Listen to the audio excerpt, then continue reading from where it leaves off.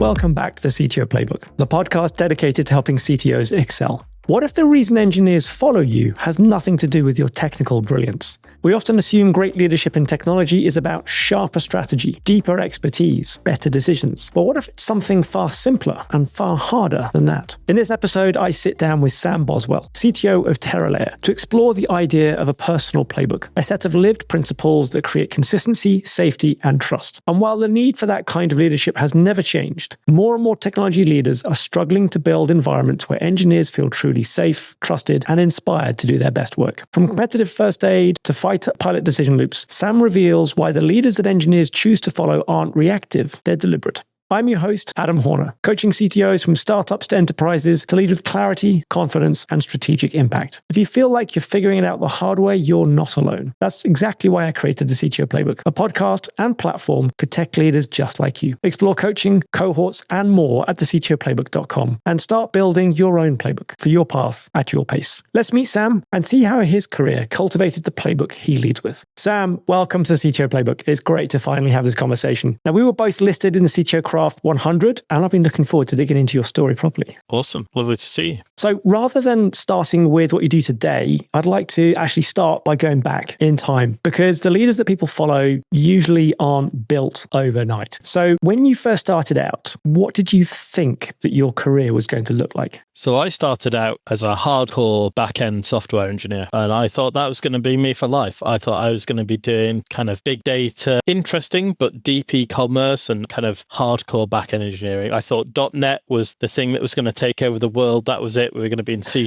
forever. And that was where I was quite happy for a while. I was churning along nicely. I was growing in technical skills. I was getting really good exposure. And I wasn't necessarily the most social being. Right. I didn't really do the people thing. And then slowly that shifted. And there were a few kind of tipping points through startups where I went, oh, this is actually quite good fun. So that was the journey. That was the journey from startup to people. Let's go through that, because startups generally are, I would have thought, mostly very people-oriented. It's basically solving problems often for people who experience them firsthand. So what sort of startups were you working on, Sam? So my first, sometimes out the gate. So I grew in that kind of back-end engineering, and the companies got bigger, and then I dropped down to startups. So my first one was delightful little company. We built some HR software for the gig economy. It's a bit naff, to be honest, but looking back, but it was good fun. Like, I learned a lot through that process, and I actually joined to inherit. The founder had a great idea. He saw that this was the direction of travel. It turns out we were probably 3-4 years too early, but he'd taken his great ideas to some outsourced company, and they had written it in their own programming language with a code generator at a time. Wow. And they'd done an awful job, is the honest answer. They built up so much internal technical debt that nothing was ever finished, nothing could ever get done. And so I was recommended by a friend, hey, you should speak to Sam and he'll help you unpick this. And what that very quickly became was a game of unpicking the people problem, unpicking their defensiveness over the app, and how do we make it so we can share this information and this code. And although their defensiveness was justly placed, because we slowly migrated it away from them and took it in something that was controllable. And then I had to hire some people because there was more work than I could do single-handedly. And so that first, hey, I'm going to take on someone that I knew from before, and hey, I'm working on this thing, do you want to join me? And took on a designer actually as my first person to join me to complement where I was at the time. So it wasn't only messy code, it needed to look better as well then. Oh, it was awful. It was traditional web forms, and it was of its time, I think we say now. Right. But it wasn't pretty. So we started growing that up, and that was really exciting. And then took on another engineer, and then another engineer, and then an apprentice. And suddenly I found myself hitting that breaking point of spending more than half of my time looking after people than I was hands-on keyboard. And there's a really interesting fulcrum point, I think, that everyone goes through in that technical management, where you are spending more time not typing out code. Right. So you sort of looked at your diary and you could see the evidence there that you're spending more than half your time talking to people rather than figuring out how to get the code to compile. And it was about that time that I had that realization of, this is actually quite good fun. And I got some mentorship at the time from some other old colleagues. And one of them said something that stuck with me now is, you're just writing code in a higher level. So I had this fear of, I'm never going to be a technical person. I'm going to lose it all and I'll never be able to engage with technology again. And that was the message, was like, oh, you are still technical. You're still solving the problems. Typing code in at a keyboard is not the thing that you are there to do. You're there to solve a problem. And the act of typing in commands is the mechanism by which you solve it. So the thing that I enjoyed is still solve the problems, find a problem, solve a problem. Even though you're not working directly with the technology, you're working through people to solve the problem in the technology of choice. Exactly that. It's a great way of looking at it. So you're basically partly solving people problems as well as solving technical problems. That's and it. Product problems, obviously. Yeah. I mean, that's tied nicely to the AI world of, we're still in that world of explain yourself to a computer in a really clear way is an interesting parallel. It is amazing how the same thing sort of, history doesn't repeat itself, but it definitely rhymes at times, that's for sure. Exactly that.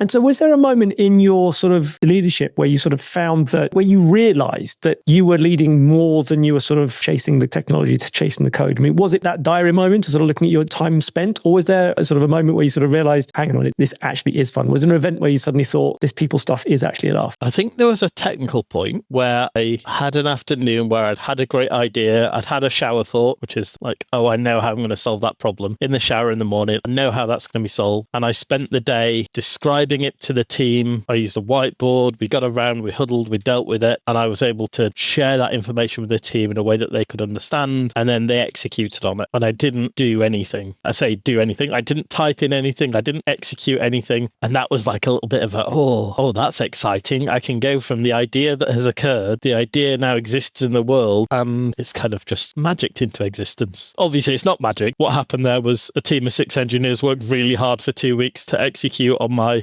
mumbles, half-formed thoughts and turn it into reality. But at the time, for young Sam, it felt a bit like magic. Yeah, you've not coded it yourself. You've just basically convinced others that your way is right and that they should be working hard on this thing. And there's a point to doing it at the end of it. Yeah, that was a little bit of a nugget. And that was the last job that I was at all particularly hands-on keyboard as my focus. I kind of moved from there, and I've been in jobs then where I've been mainly people managing and still giving technical direction and research and horizon scanning and how are we going to solve this. But that was that kind of tipping point of cascading and compounding of leading into that way of working. And at what point did you realize that you were actually pretty good at this people leadership thing? I mean, obviously there was the bit when you were able to convince other people to do stuff, and that's, people can do that by also cracking the whip or other ways which don't necessarily make people feel happy that they have been led in such a way. So was there a point where you sort of realized, actually, I enjoy this leading and other people enjoy being led by me? You've made an assumption that I still think that. I enjoy where we get to. I don't know that I'm good at it yet. I don't think it's a skill that you ever finish honing. I'd agree with that.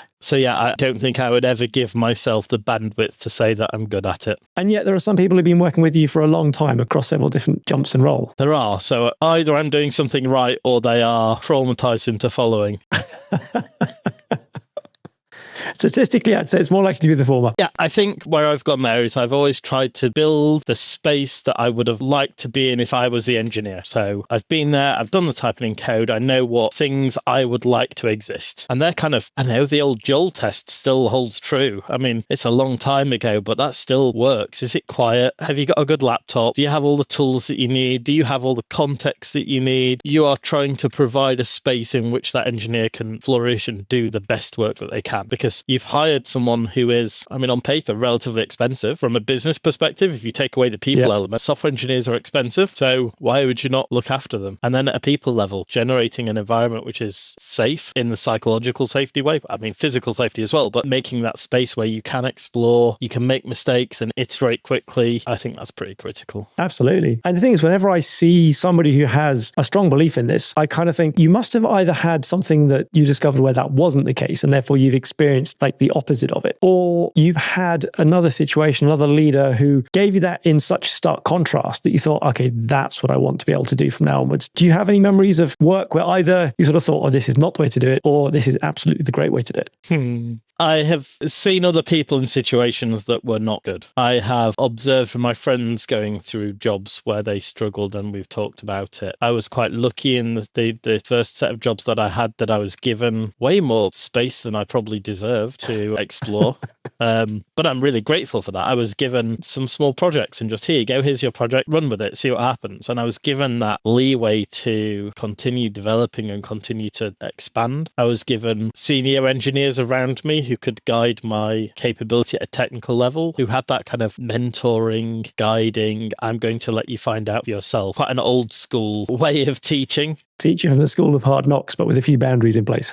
Exactly. Like that, we're going to keep an eye on you, but you're going to go down that rabbit hole for 2 days and headbutt against the wall. And just, I was allowed to go through that experience. And that was delightful. To then have someone who could kind of come back in and pluck me out of the hole and say, right, what you actually need is this single page documentation that will unpick you. And at the time you have that big grudging, like, oh, why didn't you just give me the answer? But to have gone through the journey of testing it and learning it, that was really important. So, and the amazing thing is that alongside that experience, you mentioned your friends who didn't have that. So, I mean, I normally think it takes a level of awareness to know that you've got something significantly better than your friends. It's not always that we appreciate what we've got at the time. Sometimes it's afterwards. But in talking to your friends, you had that direct comparison. Is that fair? Yeah, I think that's fair. I looked at people who'd gone into, I'm going to say, bigger industries, bigger companies very quickly, who'd been absorbed into that machine way of working. And here's your Jira tickets that are just endless, pick up the next thing, and very rigid ways of working. I hadn't seen too much negativity. I'd seen firsthand theirs. I'd seen some ways of working, some ways of dealing with clients that I perhaps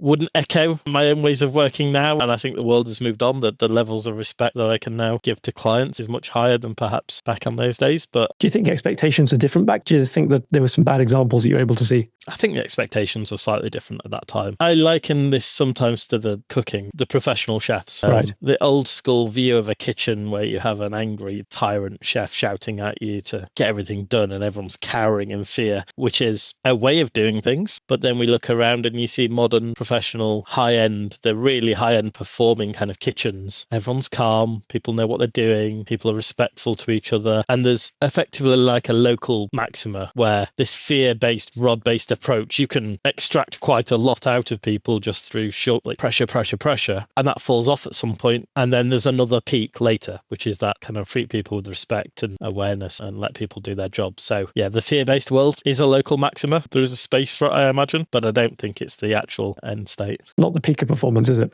It's not peak performance. And when you were going through this process and you were figuring things out, you got these mentors who are helping you tackle some of the bigger problems, sometimes by letting you wallow in it and sometimes by giving you the one pager that dug you out of it again. Did you ever sort of worry about, am I actually in the right place? Is this where I want to be? I didn't worry. I've always been quite content in where I'm at. And I know that sounds a little bit... I think that's wonderful. I think too few people have that. And I should probably lean into that a little bit more. Content makes it sound like I'm settling, like, not pushing. That's not quite accurate. But I've always enjoyed the things that I'm doing, which I am really grateful for. Like, as a world that I live in, that I'm able to now go to work, I do the things, I feel like I'm making a positive contribution to the world. I have a team that I love working with, that I have massive respect for across the company. Like, it's awesome. I'm doing great things, and it's such a privilege to be able to do that. It sounds like a sustained level of happiness and fulfillment, which is, I think, I can't think of a better word to describe it than content, frankly. Content is what we'll take. So what was your experiences with pressure early on? Because, I mean, you mentioned those style leaders who would rule with fear and everybody else would cower around them. I mean, did you ever face that yourself, or did you see that in some of your friends as you were sort of coming up through the ranks? We'll be careful when we say it now. We don't need to name any names. I have seen a fear-based approach, and I don't think it works. I think it works very, very short term, because you only have so many sticks in a business world. You can't realistically push people downstairs or something. There's very little actual follow through from a stick-based approach other than, and I'm going to fire you. And that in itself has a level of like, go on then, I'm a software engineer, I'll go and get another job. To a software engineer who actually keeps their eye on the job market and what's going on, realistically, yes, you can go and get another job. If you're good enough, that's out there. So very quickly that fear is impotent and loses any level of motivation. And so you're left with the opposite approach then. What happens if we just throw more money at the problem? But none of those are really speaking to building any kind of intrinsic motivation to do a good job, to take care in your craft, to feel pride for the thing that you're building and be mission aligned. So yeah. By those three words, motivation, pride, craft, that sort of speaks to a culture that you clearly are trying to perpetuate, that you've been, respecting and building along the way. Where do you think you picked up your respect for those? Not entirely sure. I think they've been picked up like here and there through my life. Like I look at like parents that have done kind of, my dad was into electrician before he was going, so I had like this tangible. My granddad was a carpenter for a while and has created beautiful things and craftsmanship. And I think that idea of building good things that you can have pride in is, give the nod to my parents of, being proud in your output, I think is important. I think you need to have, intrinsic motivation. I think it's something, I mean, my son's now just past a year. I think that's something that I really want to instilled in him is that pride of things that he's created goes a long way. We'll see how it unfolds. Being a parent isn't easy at the best of times, but having good goals certainly makes it, I think, easier in some way. I think I do need to get there a little bit and do some of that thinking of what is it that I want to achieve? What is it that I want him to achieve and drive and do? It's all about playbooks. Absolutely. Well, let's double down on that a bit, because when you're talking about being deliberate, what I find is that at some point in most leaders' existence, there comes to a point where they either drift or they start becoming deliberate and prescriptive about the way that they work. And so I don't know that you've got a personal playbook, which I'd like to get to a little bit later on, but what I want to try and figure out, Sam, maybe you know, maybe you don't, but was there a point when you realized I need a personal playbook to try and sort of codify all this way of working, all these good values and attributes and ethics about the way I work? I used to hate writing. I used to hate writing things down. I used to hate showing my work at school. As I look back sometimes over old exercise books, and show you're working was a common refrain from various teachers, because the answer was self-evident. It was, well, you give me a maths problem, there's the answer. What more do you need? And it's always show you're working. And this was a thing that dragged with me for a while. And then over time, I started to learn that I have to show my working if I want people to go along with me on the journey. I have to be able to explain why. The thing that I need if someone is explaining something to me is why. You can't just tell me do it like this. You have to tell me why. And so if I need to tell you why to do something, I have to be able to take you on the journey. And so what I found is that I had common things that I would have to explain to people. Very quickly, you run out of time explaining those things to people. And I learned that the best way is to write it down once and then be able to point people back at the document. And you learn that documentation matters. And it's not just documentation on this API does this thing, but it's documentation on how you work and why you work and what are the underlying reasons that get you to that point. And so as I went through this journey over a number of years, I learned that the documentation is something that helps you hone in on why. Because if you're forced to write it down and you're forced to think it through, then suddenly you have some level of clarity and you can say, actually, that's why. That's not important. I thought that was important, but it turns out it's not. And so as I went on that journey of learning to write, to think as a process.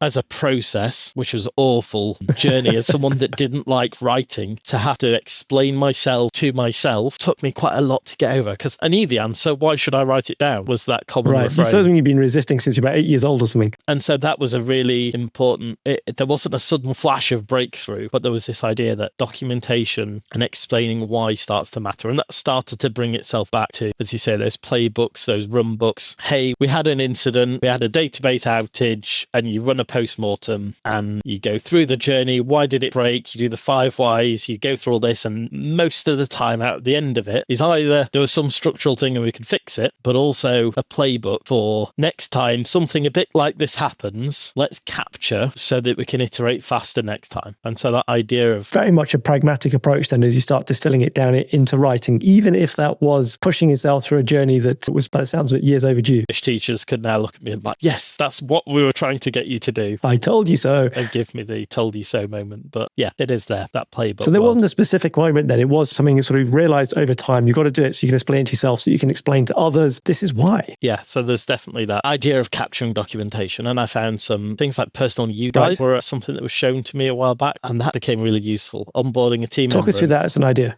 Oh, these are beautiful. So you are onboarding a new team member and you might want to drop on them. Here's all the documentation for internal APIs and how it works. And here's how you do your first compile. Here's where our source code lives. So you have that onboarding document. Why would you not write an onboarding document for you as an individual? So here's the way I like to work. Here's how you can get in contact with me. Here are my beliefs and my values. Here are all the information that you need someone to know about you. Why not document that? Why not treat yourself as a user guide and share that with someone as they come on board? What a beautifully simple concept. And it is beautiful. It's a really useful little tool. And sometimes people are like, what on earth is this? Like, why is there a guide to you as I come on board? That's really weird. And it is a bit weird, but you've made explicit something that would otherwise go unsaid, and you'd expect them to understand, oh, that I go to bed at this time of night. And that's why would you not make those things explicit and not have it's weird, but it is unfamiliar. But I think I can see why it has a huge amount of value. I mean, do people generally react to these things with a bit of sort of disbelief to begin with, and then they tend to write their own of themselves afterwards? That's exactly how it goes. I normally see people like, you're a little bit strange, Samuel, is generally the first reaction. That's a bit weird. It's a bit weird, but it's quite useful. It's a bit weird, but it's quite useful, and I'm going to do my own. What a progression. Yeah, it's great fun. And I guess, does that mean then that when you've got people coming on board, coming through your team, that they realize the value to themselves and they basically say, okay, well, the next person joins, I'm going to do the same thing for them then? Yeah. And that helps that team onboarding speed. They're integrated with each other. You can all share that information freely. And yeah, it slowly propagates across the org. Nice. So how often do you update the Samuel manual? Not that often these days. It did get more updates when I first started it. And in fact, there's a sentence at the bottom that says something like, if you notice that this user manual is out of date, please let me know. If I'm acting in a way Very that is meta. at odds with this, please let me know and I can update the documentation. Yeah, file a bug Which should be report. true of all documentation, honestly. That's it. It's good. So your playbook then, or your personal manual, isn't theory at all. It's basically accumulated experiences of how to deal with you. Yeah, so I have 2 documents that are really useful to me that grow over time. I have my user manual, which is, hey, looks like I'm your manager. This is how I work. Very Right. practical, very tangible. Here's how you book a meeting with me. This is what I think. And that's very tangible. And then the second one is a set of life rules, which again, I update over time. It's not a fixed thing. It's here are principles that I think are important. We do the same across the engineering org. We sit down, we have a big discussion about what are our engineering values. Do we prefer modular code or do we prefer monolith code? Like building those concepts so that they are fixed elements that you don't have to think through. They're there, you can refer back to them and you can speed up your thinking because you've already established a set of fixed milestones. You already know that that's the principle by which you make a decision. A set of decisions that are already made, so you don't have to keep questioning and returning to them. I have to say, one of the biggest costs in leadership and in decision making in general is having open decisions, and revisited decisions are just as bad. So I can see this as a very useful way of shortcutting a bunch of those things and just pinning them down. Oh, I hate having the same discussion twice. That's my personal bugbear. Is we've already had this decision. We've already had a discussion. We've already had a decision. Why are we reopening? What's caused this to reopen? What's changed? My wife has the same allergic reaction to me if I try and raise the same thing twice if I'm trying to convince her of something. Yeah, I understand that one completely. document it.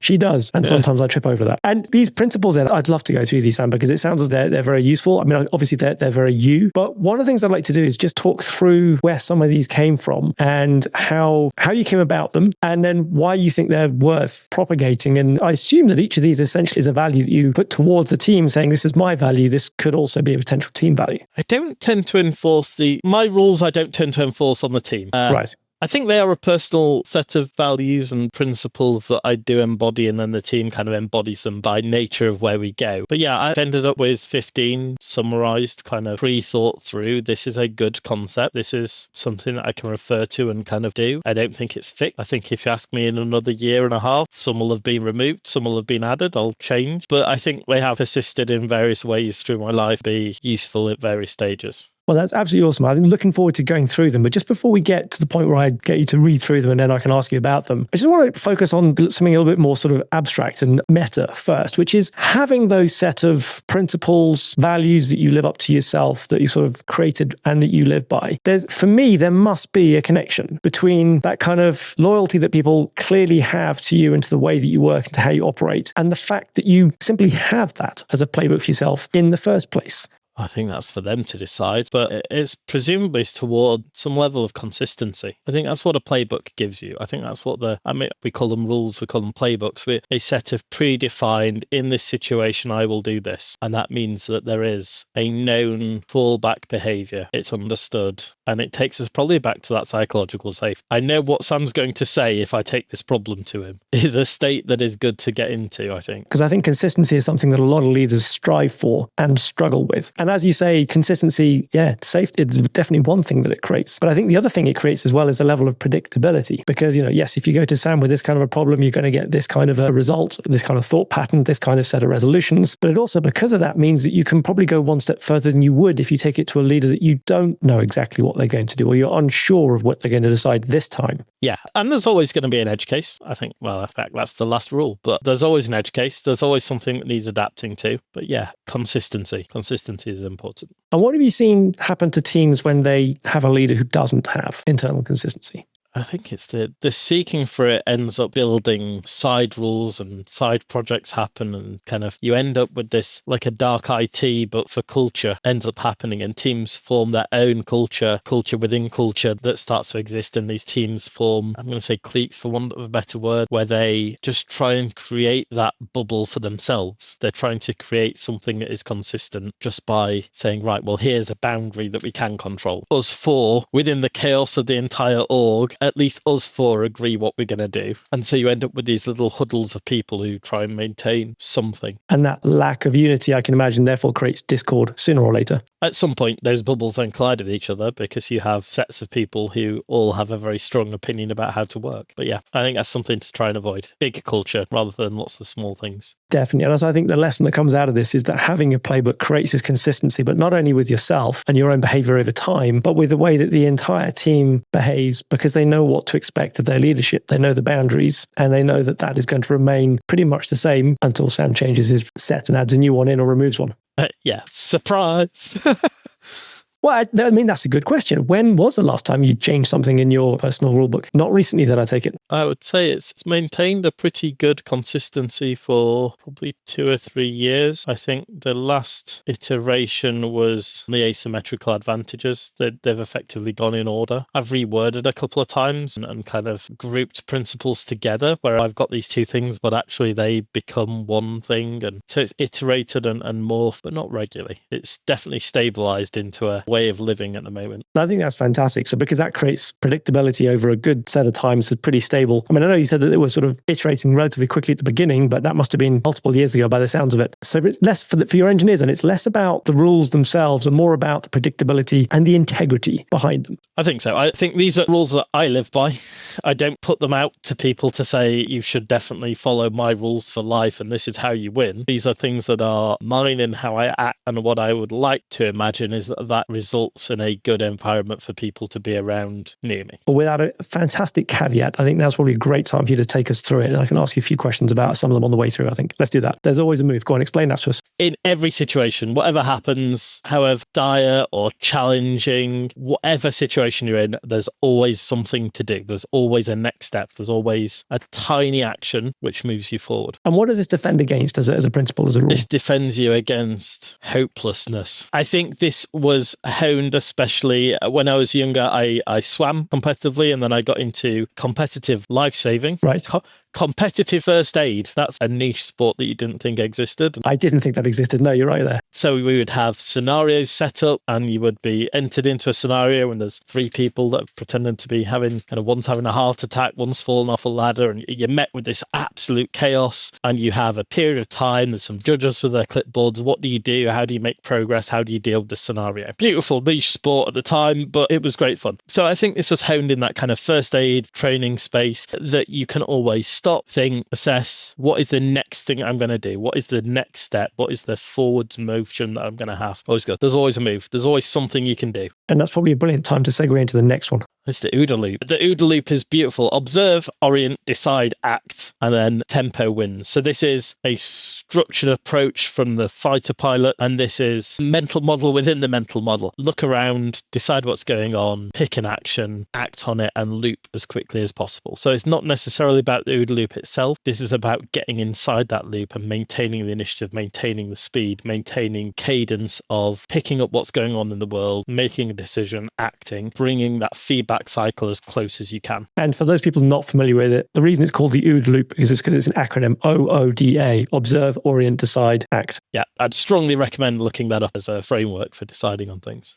As would I think it's a fantastic one. I first came across it about 10 years ago. I've employed it ever since. Where do we get to? 3, control what you can. This is a summary of a bunch of the Stoic principles. Yeah, control what you can. Don't worry about things you can't control. That's the unwritten bit that I think goes on the end of that bit. It is the unwritten bit. Don't worry about the bad things. Pick the things that you can control. Pick the things that you can influence. Pick the things that you have responsibility for. And then execute on those things. Pick those things and then control them. Maintain it. Do the things. Nice and clear. Next one. One of the most simplest piece of advice I've ever heard heard and yet so powerful. It's so powerful. Keep a list. My life exists within my Notion list for the most part. I have a big old to-do list. I have getting things done approach. I have kind of keep notes that form my input, capture. We do those things, but at the heart of it all, a good list. Write things down. Keep a notebook with you. Keep a pen with you. You never know. I'll open up my back pocket. It has my little journal in it. Oh, right. Which was beautiful because I then process my note. This is a blank notebook effectively, and I can write, I keep my list, and then when I'm done with the thing, I can rip a page out and it's done, it's processed, and this is just a fresh, empty notebook. Always blank. Yeah, that removes the distraction of all the stuff you've written down previously. I like that idea. Nice one. There's no fear left of what happens if I lose my innermost secret notebook on the plane. Yeah, because you converted it into a list and dropped it into your digital list. It all buns in. Now, the next one's going to take some explaining. Go for it. Always be nulling. So nulling is KNOLLING. That's the unwritten bit that I think goes on the end of that bit. The process of squaring. So you've seen kind of the flat lay pictures of here's my equipment and it's all laid out perfectly. Scan the environment for all the tools and things that are not in use. Put away everything it's not in use. And if you aren't sure, leave it out on the desk and then nice and clear. Go through the process of grouping all the like objects and set them all up square and aligned to each other and build a beautiful workspace. One of the most simplest piece of advice I've ever heard and yet so powerful. Now, this is a little bit more, well, I'd love everything in my life to be square and beautiful and neat, and it's not. But this is also about setting up your own tools and setting your environment up and make sure that the workspace that you are working in is set up or working in. So you have lowered your distractions, you have all the tools that you need, you have everything you need to do the task at hand. There's an old Tom Sachs rules for his workshop, which this was picked out from, that made a big impact to me at the time. So he had his own rules for if you're operating within my workshop, these are the rules that you have to follow. And this was the idea of set your workspace up for efficiency, set it up so that everything is visible, is tangible, is ready to be worked on. Now, of all the things on your list, this is one of the few that I had to go and look up because I had seen the similar concept described in different ways. So my sister was a chef. And so you talked about kitchens earlier on, the efficiency of kitchens, always maintaining a clean and tidy workspace that's set up for the purpose of what you're doing right now and everything else is tidied away. But then also in the manufacturing industry, which Mai introduced me to, is this idea of everything in the right place and at hand, ready to use. Nulling is kind of a nice distillation of all of these concepts together. And I love the introduction of it here. It was literally new to me. And that doesn't happen so often anymore. It's a beautiful concept to kind of distill this in. Like I say, not necessarily about making sure that everything in your life is square, but the concept of get those tools ready to use. Excellent. What's next on your list? Work like a lion, not like a cow. Sounds like a parable. It is a bit of a parable, and this I found a long time ago now, but the lions work in bursts of energy, strategic effort, and then rest and recover. And cows graze and work 9 to 5 and kind of have that slow burn, consistent output. Now, I'm a fan of the 1% better every day approach of kind of incremental growth. That's a little bit later in my list, but this is about avoiding burnout and maximizing productivity. So this is stop, think, gather yourself, decide when it's time to act. When it is time to act, execute with full energy, absolutely full force it, or don't bother. I love this one. I have this on my list as something slightly different. I call it asymmetric effort, in that not everything gets the same level of effort, but I think it's a similar kind of concept. It is definitely the idea of not just grazing your way through life at a task, but full force it. Cool. The next few are probably relatively self-explanatory. Let's go through the next few. I hope so. Be on time. It sounds so simple.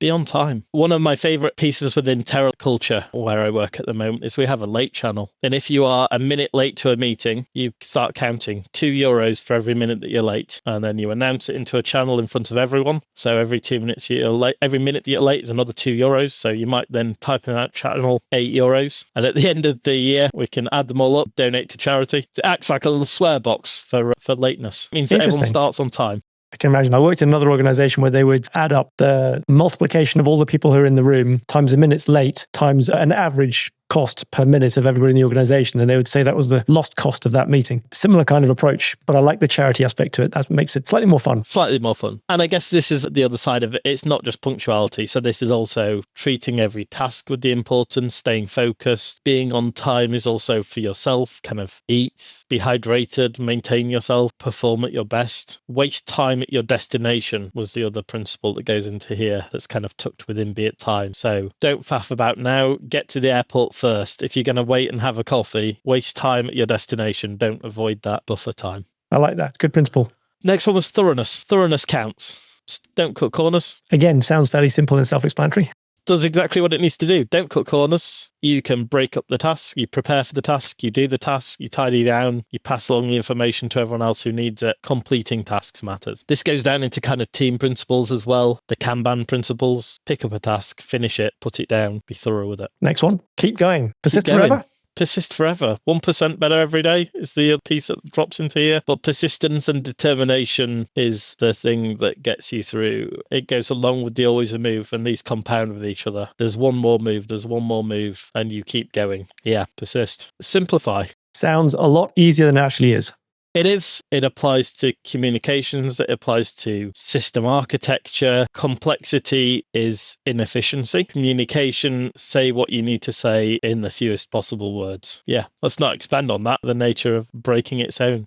The one that quotes related to that I really love is simple is great, but simple is far from easy. And therefore, what you're implying is put the effort in to make things simple because it is definitely worth it in the long run. Yeah, simple systems, simplify communication, simplify structures. The next one was the beautiful quote, specialization is for insects. There is a Robert Heinlein. A human being should be able to change a die, plan an invasion, butcher a hog, con a ship, design a building, write a sonnet, balance accounts, build a wall, set a bone, comfort the dying, take orders, give orders, cooperate, act alone, solve equations, analyze a problem, pitch manure, program a computer, cook a meal, fight efficiently, die gallantly. Specialization is for insects. So you kind of need the whole quote to have the concept there. The whole quote is gathered in there, and this is embrace that diverse ability. The world that I was in of I'm going to be a hardcore back-end engineer for life isn't something that builds. It doesn't build the life that I needed. Embracing the entire structure, reading around subjects, gain that knowledge, do all of the different things. And it's amazing how quickly these different concepts from different areas of life will start to compound with each other, and lessons learned in one place are suddenly applied elsewhere. Yeah, it's a beautiful quote.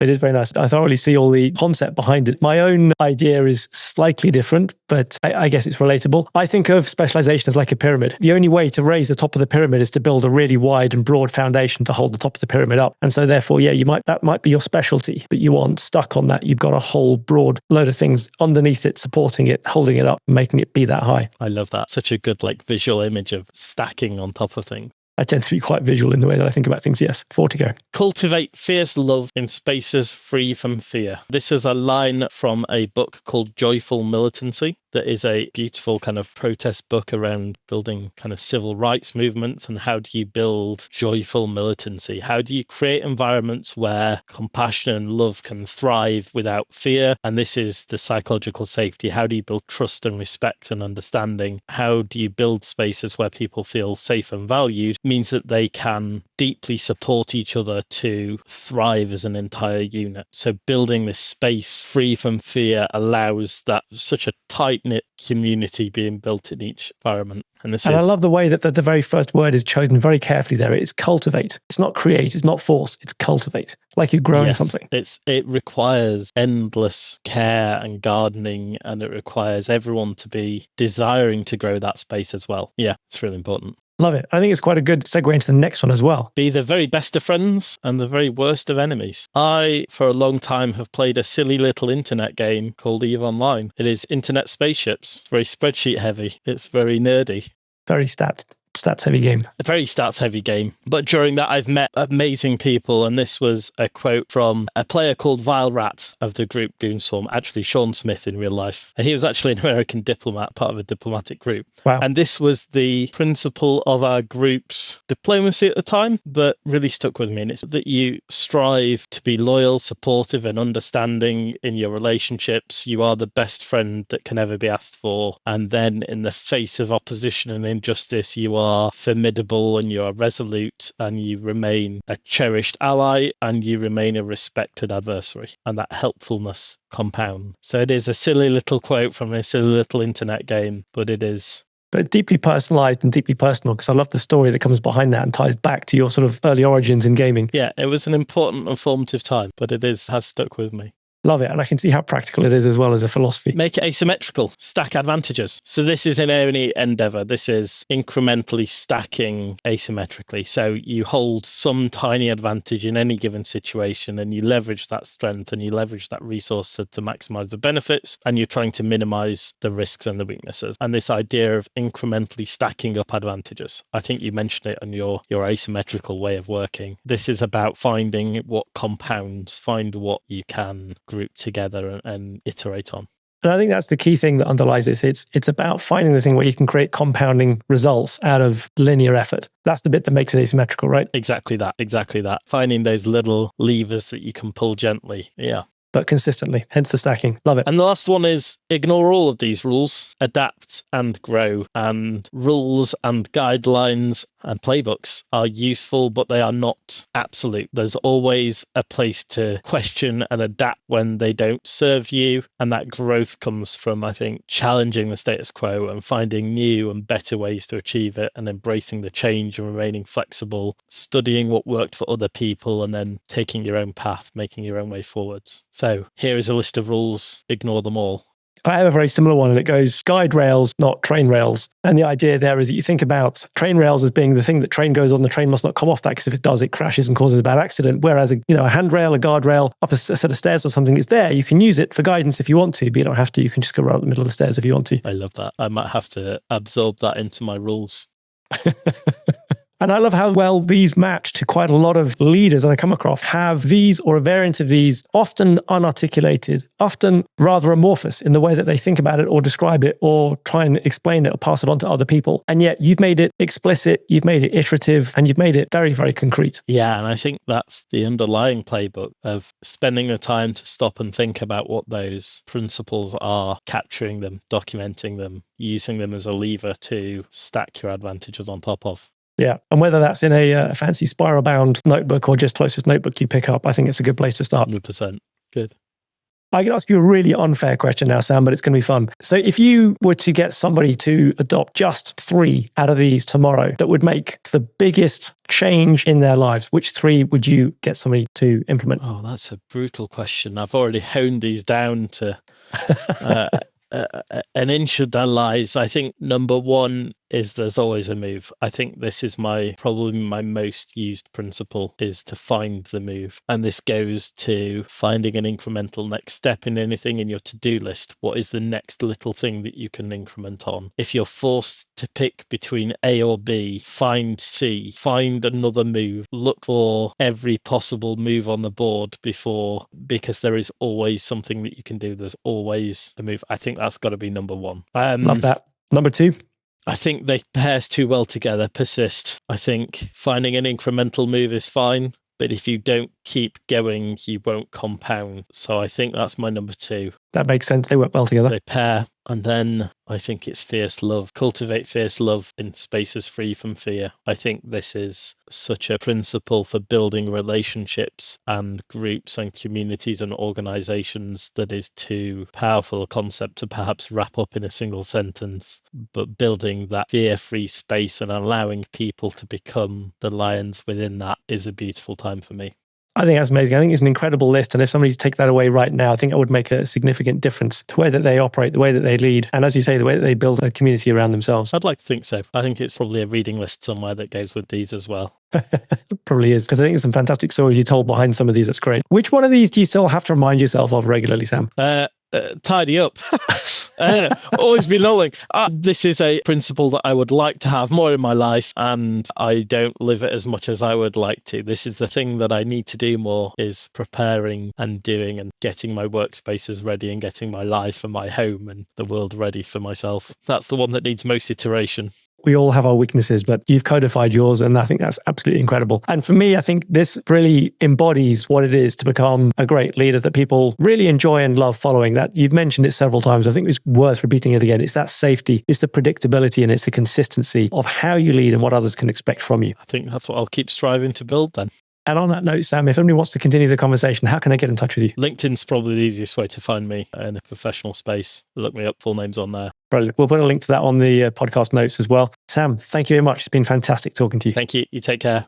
Bye-bye. Thank you for listening to the whole episode. I appreciate your time. So just before you go, I'd like to ask you for a favor in return for putting together this episode of the CTO Playbook for you. Please share the episode with just one person who will appreciate it. Wherever you're listening, whether that is Apple Podcasts, Spotify, Amazon Music, or another platform, sharing the episode will help more CTOs find the podcast and enable me to create more great content. Remember that you can find more information on the CTOplaybook.com. Thank you for listening, and I'll see you on the next episode of the CTO Playbook.